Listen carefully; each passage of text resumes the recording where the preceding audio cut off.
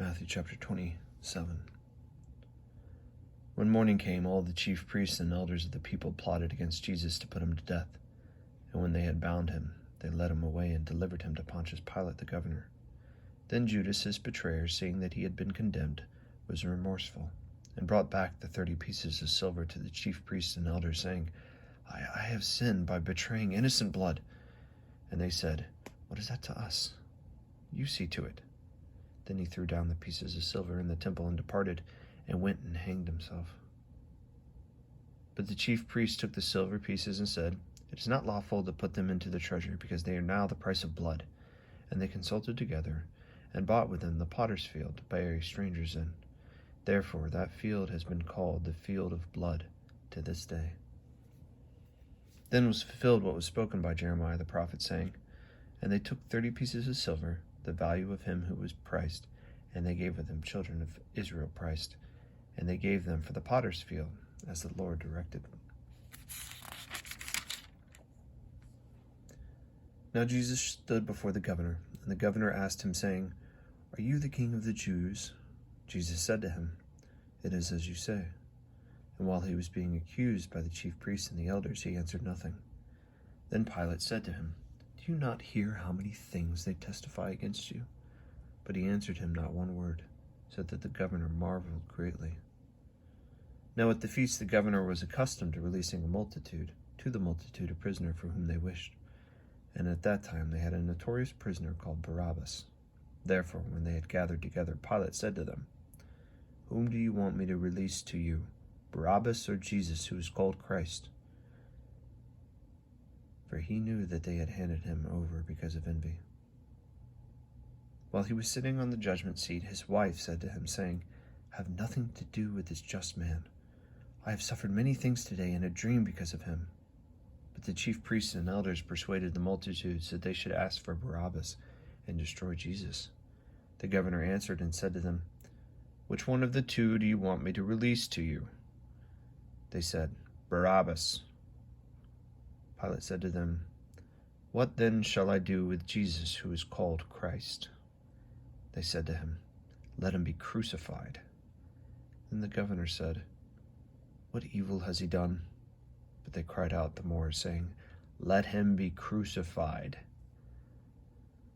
When Pilate saw that he could not prevail at all, but rather that a tumult was rising, he took water, washed his hands before the multitude, saying, I am innocent of the blood of this just person. You see to it. And all the people answered and said, His blood be on us and our children. Then he released Barabbas to them, and when they had scourged Jesus, he delivered him to be crucified. Then the soldiers of the governor took Jesus to the praetorium and gathered the whole garrison around him, and they stripped him and put a scarlet robe on him. When they had twisted a crown of thorns, they put it on his head and a reed in his right hand, and they bowed the knee before him and mocked him, saying, Hail, King of the Jews! Then they spat on him and took a reed and struck him on the head. And when they had mocked him, they took off the robe with it on him, put his own clothes on him, and led him away to be crucified. Now as they came out, they found a man of Cyrene, Simon,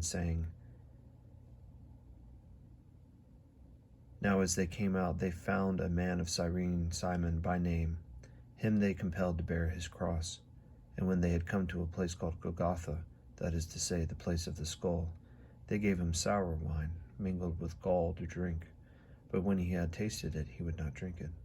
Then they crucified him, and divided his garments, casting lots, that it might be fulfilled which was spoken by the prophet. They divided his garments among them, and for my clothing they cast lots. Sitting down, they kept watch over him, and they put over his head the accusation written against him, This is Jesus, the King of the Jews. Then 2 robbers were crucified with him, one on the right, one on the left. And those who passed by blasphemed him, saying, and wagging their heads, You destroyed the temple and build it in 3 days. Save yourself. If you are the Son of God, come down from the cross. Likewise, the chief priests, mocking him with the scribes and elders, said, He saved others. Him he cannot save. If he is the King of Israel, Let him now come down from the cross, and we will believe him. He trusted in God. Let him deliver him now, if he will save him. For he said, I am the Son of God. Even the robbers who were crucified with him reviled him with the same thing. Now from the 6th hour until the 9th hour, the darkness was all over the land. And about the 9th hour, Jesus cried out with a loud voice, saying, Eli, Eli, lama sabachthani. That is to say, my God, why have you forsaken me? Those who stood there when they heard that said, This man is calling for Elijah. Immediately one of them ran and took a sponge, filled it with sour wine, and put it on a reed, and offered it to him to drink. The rest said, Let him alone. Let us see if Elijah will come to save him. And Jesus cried out again with a loud voice, and yielded up his spirit. Then behold, the veil of the temple was torn in two from top to bottom.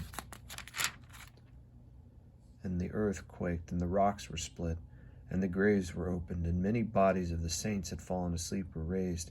And coming out of the graves after his resurrection, they went into the holy city and appeared to many. So when the centurion and those who were with him, who were guarding Jesus, saw the earthquake and the things that had happened, they feared greatly, saying, Truly this was the Son of God.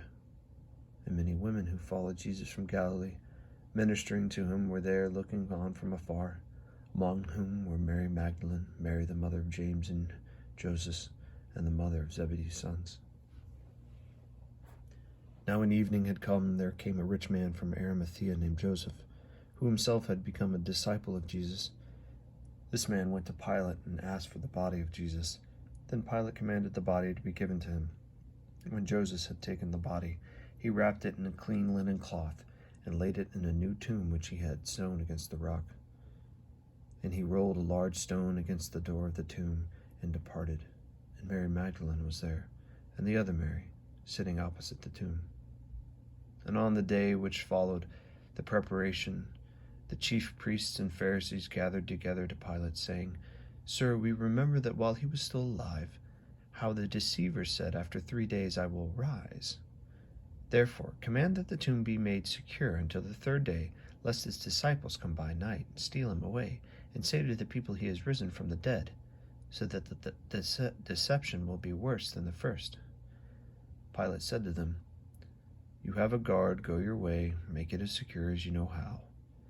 So they went and made the tomb secure, sealing the stone and setting the guard.